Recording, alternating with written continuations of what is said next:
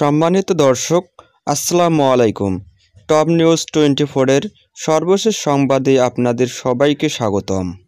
বাংলাদেশের অন্তর্বর্তী সরকারের প্রধান উপদেষ্টা ডক্টর মোহাম্মদ ইউনূস সম্প্রতি চীন সফর করেছেন। সফরে দেশটির রাষ্ট্রপ্রধান সহ নীতি নির্ধারক ও ব্যবসায়ীদের সঙ্গে সাক্ষাৎ করেছেন তিনি। এ সময় বাংলাদেশের অভ্যন্তরীণ বিভিন্ন বিষয়ের পাশাপাশি ভৌগোলিক নানা ইস্যুতে কথা বলেন তিনি। এরই ধারাবাহিকতায় ভারতের 7টি রাজ্যের সঙ্গে বাংলাদেশের ব্যবসায়িক সম্ভাবনা তুলে ধরেন ডক্টর ইউনূস।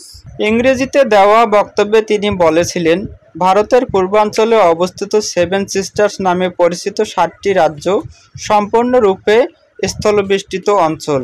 সমুদ্রের কাছে পৌঁছানোর কোনো উপায় নেই তাদের। এই অঞ্চলের জন্য আমরা সমুদ্রের একমাত্র অভিভাবক।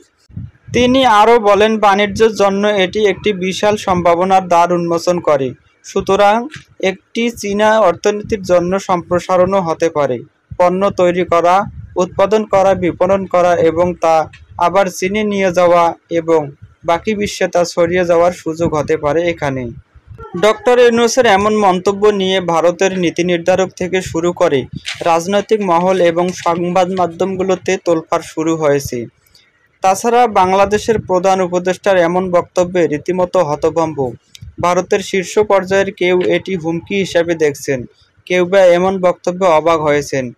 প্রধানমন্ত্রী নরেন্দ্র মোদীর অর্থনৈতিক উপদেষ্টা পরিষদের সদস্য সঞ্জীব সান্যাল সামাজিক যোগাযোগ মাধ্যমে এক্সে লিখেছেন, ভারতের 7টি রাজ্য স্থলবেষ্টিত হওয়ার তাৎপর্য আসলে কী? তিনি ডক্টর ইউনূসের বক্তব্য শেয়ার দিয়ে লিখেছেন, বাংলাদেশের তথাকথিত গণতান্ত্রিক অভ্যুত্থান সর্বদাই ভারতের বিরুদ্ধে আক্রমণ ছিল। বাংলাদেশে নিযুক্ত ভারতের সাবেক হাইকমিশনার বিনা সিকরি দেশটির সংবাদ মাধ্যম এনএনআইকে দেওয়া সাক্ষাৎকারে প্রধান উপদেষ্টার এই মন্তব্যকে অবাক করা বলে অভিহিত করেছেন এবং নিন্দা জানিয়েছেন। একই সঙ্গে তিনি জোর দিয়ে বলেছেন, উত্তর পূর্বাঞ্চল ভারতের অবিচ্ছেদ্য অংশ, তাই ডক্টর ইউনূসের এ ধরনের বক্তব্য দেওয়ার কোনো অধিকার নেই।